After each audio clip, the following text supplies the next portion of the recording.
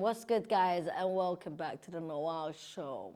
Yeah, back with a story time. So, guys, I don't even know why I'm in such like a woo mood, but you're gonna see me be bipolar as fuck in this story time because it is quite emotional. I have told it before, but I've taken down the video because the girl that was in that video with me passed away. Allah yarhamu, may God grant her the highest ranks in heaven. Guys, please keep her in your prayers. And yeah, I will be telling you lot the reason why I went to Somalia, how I got locked up, and how long I was locked up in, like, yeah. So yeah, fasten up your seatbelts. It's gonna be a wild ride. So what I'm gonna firstly start off with is the reason why I went to Somalia. And the reason, just lightly touching on it because we're not gonna give dead weight people airtime. But the reason why I went to Somalia was because I was dating this guy. I was like madly in love with him. Now sitting here, I feel like he done black magic.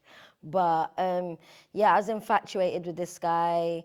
My family was against me marrying him. I was like, listen, if you lot don't let me get married, I will run away and go get married to him. So yeah, my family finally allowed it. And then I caught him and a then friend sitting at a bench, yeah, lips in. Not gonna go into it too much because yeah, they're done out here.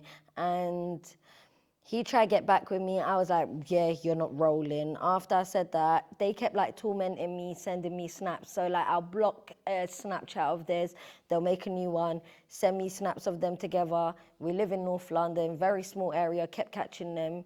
And I was like, yeah, I can't take this. I can't keep fighting these people. So I sat with my parent and my family and I was like, listen guys, I'm going to Somalia. I'm going to go be an interpreter over there. I'm going to go work for the UN or something, make money and go live in Africa. Like, I don't want to be here no more. It's too toxic here.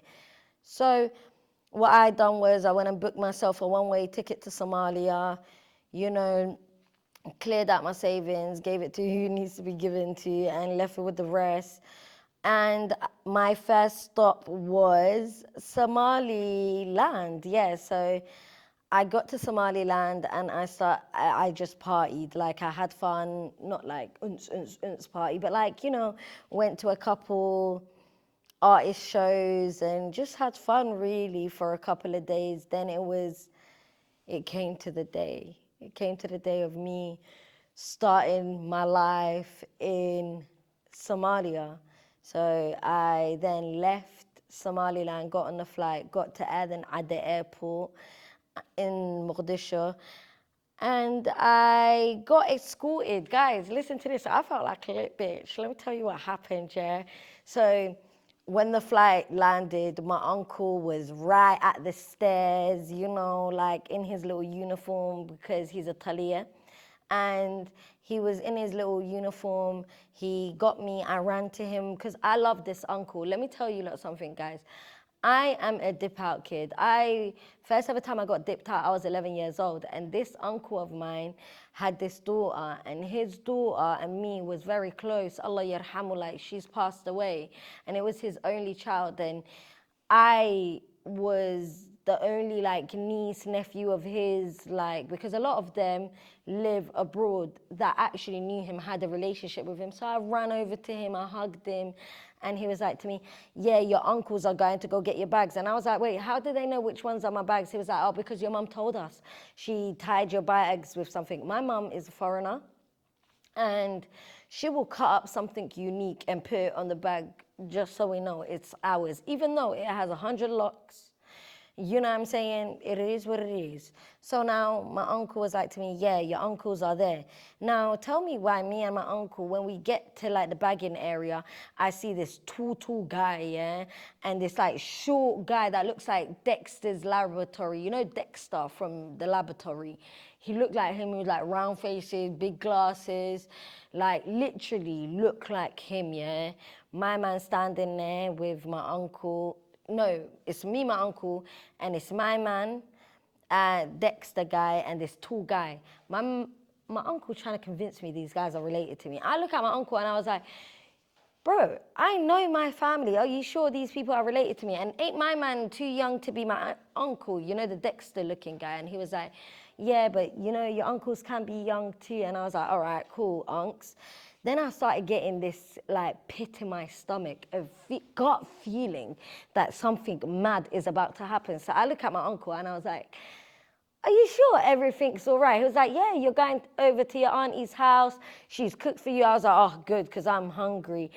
And he was like to me, you know, like, you're about to go to your auntie's. So I'm saying to my uncle now, yeah, going, unks, like, are you sure, like, I'm going to her house? Because I'm telling you, I've got a gut feeling, like. And then he was like, yeah, like, even call your mum. She knows about it. Not call my auntie, but call my mum. Dodgy. Call my mum. She was like, you're good, you're with your uncle, how you feeling? Like, forget about, you know, my ex. She's saying, forget about him. You're starting your new life. Remember, you chose this. I love you, whatever.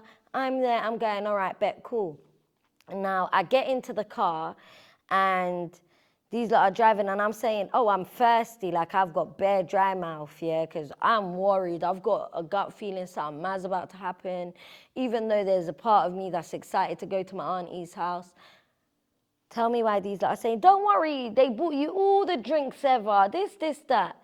We're driving for a little while now. We get to like this gated place, like big house.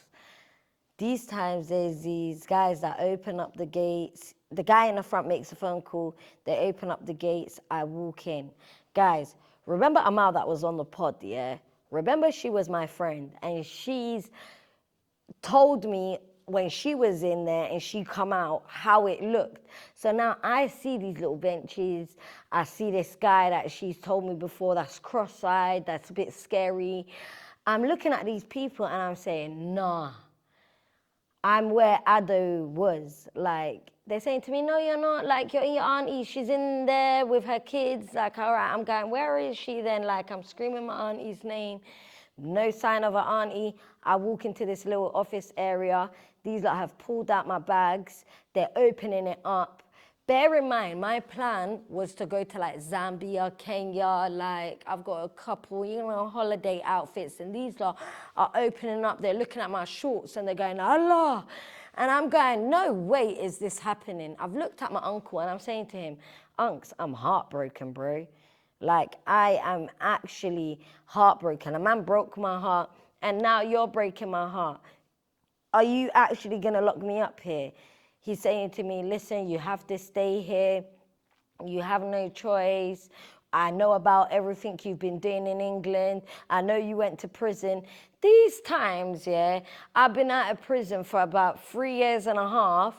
And my man's talking about why I went to prison for something I done then 4 years before it. Like, it was just not mathing to me. So I'm in like puddles of tears and I'm reminding him like, I'm your daughter. Don't leave me with strangers, like these strange men. I'm saying these men are, because I'm angry, do you know what I'm saying? I'm saying this place is Guantanamo Bay. You lot are not leaving me here. He's saying to me, I'm leaving you. He's called Mamaj. Mamaj has got on the phone. She's saying, listen, you're only going to be there for a little while. Then you can go live in Somalia. And I'm saying, what is making you believe I'm going to live in Somalia now after you lot are doing this? If you let me out of this place now, I will live the dream that I chose to, you know, live. The ticket I bought for myself. Like, it does not make no sense. My uncle then is saying, it is where it is. Me, your mum and your other uncles have come up with the decision and you're staying here. The other guy saying, don't worry. Like the tall guy reminds me of Lenny. Guys, you lot remember Lenny and George? Like he reminds me of Lenny, like he's just so big for nothing. He like talks to you, because I'm from England, he talks to like me as if I'm like a handicap, like if I'm a retard. It's as if, yeah, cut that bit and put this in. It's as if, yeah, when this guy talks to me, I'm special, bro. Oh, uncle, don't worry, your uncle's here. None of these girls have their uncle, but you've got me. And then they brought out a girl from England, and she's there scaring me, saying, oh, listen, don't act up. There's a room called number 6, and if you act up and you start screaming, they're going to beat you up and lock you up in there. Just move calm. I'm saying, how do you move calm? I'm just crying. My uncle's trying to leave. I've grabbed onto his feet. I'm saying, no, you're going to lock me in your house. If you now think, yeah, I need locking up, okay, lock me up in your house. You're not going to lock me up with these guys, bro. I've been through this before. I've been locked up in Kenya. You know, I escaped. You think I'm not capable of escaping? Then this guy has jumped in. Remember the guy that I was telling you like at the beginning with the cross eyes? He's jumped in and he's gone, I will beat you. Yeah? He was like, behave. Bro, I got shook. I'm crying. I'm saying, unks, you're not leaving me. My uncle then turns around and goes, you lot are not allowed to beat my daughter. Am I a child, bro? I'm 23 years old. What are you lot doing? These times, uncle leaves. I go in. Guys, I go into a room. First room I go into. Bear in mind, yeah, every single room has somebody they call Heyyyyy. Before I went into the room, I got given a speech.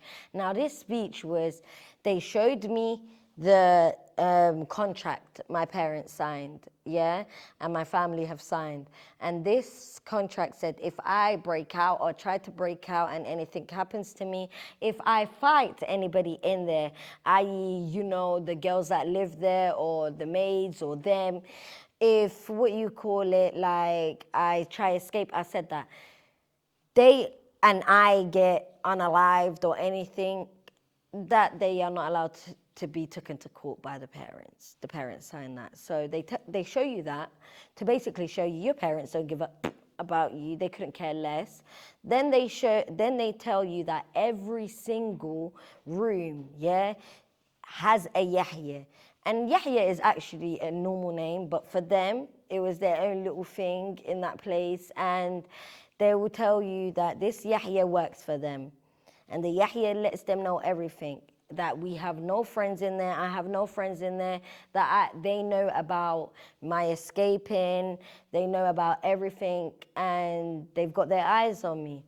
Now, I've walked into a room, my big mouth don't care. I'm trying to round up girls, you know, that are on the same page as me, let's get out of here.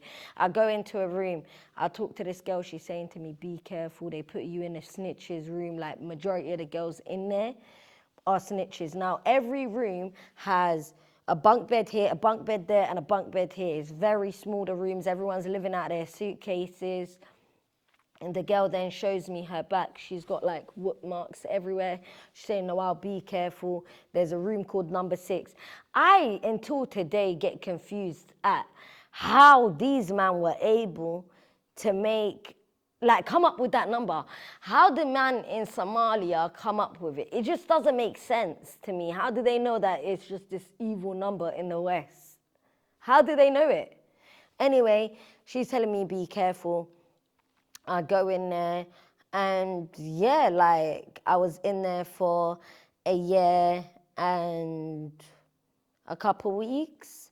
The way I left was by not complaining no more. I kept crying at the beginning. They record phone conversations with parents. Parents really could not give a heck. They believe them. They take their word for gospel. They literally brainwash parents into believing, oh, yeah, we teach them how to cook. We teach them hadith. We teach them the meaning of the Quran. No, they don't. They literally don't. Our routine was you wake up in the morning, yeah, for Salah Subah.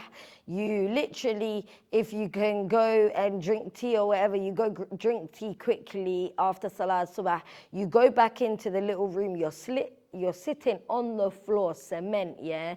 Only thing like in between the cement and your bum is a thin carpet. You're sitting there for time until, let's say 7, like near enough 7 anyway.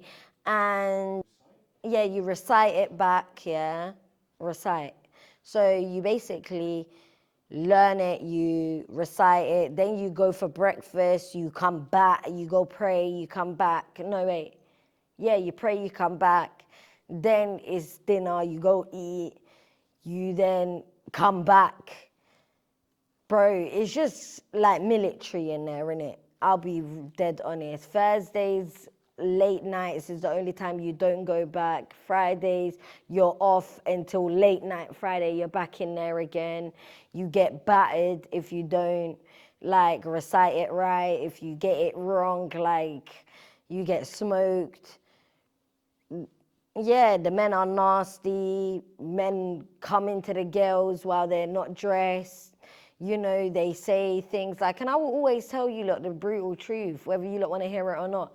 Last night I was seeing on TikTok people saying my story ain't true. I don't care if your small brain can't fathom, yeah, what goes on, but this shit really goes on. And don't worry about me and my traumas, worry about your family members, because I promise you, every Somali household, let me not say Somali household, every Somali family has, you know, a cousin, a sibling that has been sent home, and don't talk about it. Worry about their traumas. It's about time that you lot step up and be real family members, innit? Don't worry about me. Anyway, going back to my story, these men come and they'll say things like, have you got a clear? Luckily, I'm dark-skinned. They didn't really want me. Yes, I had, you know, the weirdo Ahmed, aka Lenny, you know, sometimes showing me twerking videos, you know.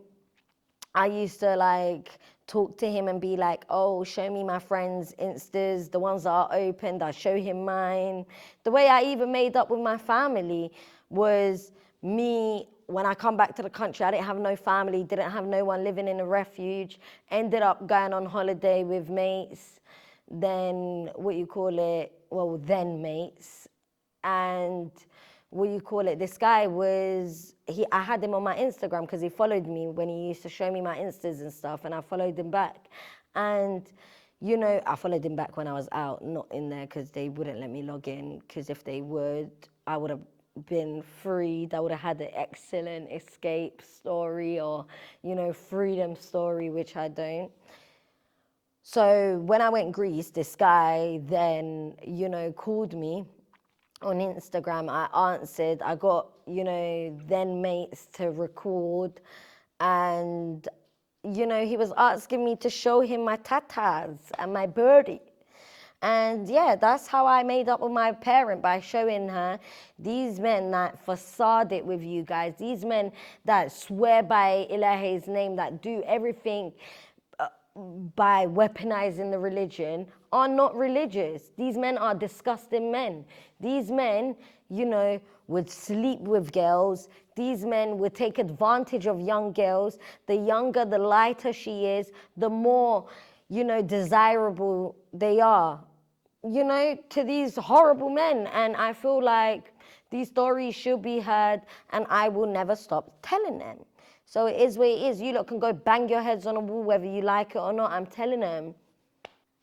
So yeah, and that's it, guys. I hope you lot enjoyed that story time. Please, guys, reminding you lot again, please keep Aliyah in you lot's prayers. May God grant her the highest ranks in heaven. You know, this world is literal 2 days. We are not, you know, we don't know when we're going to leave this world. So yeah. Be the best person you can, guys.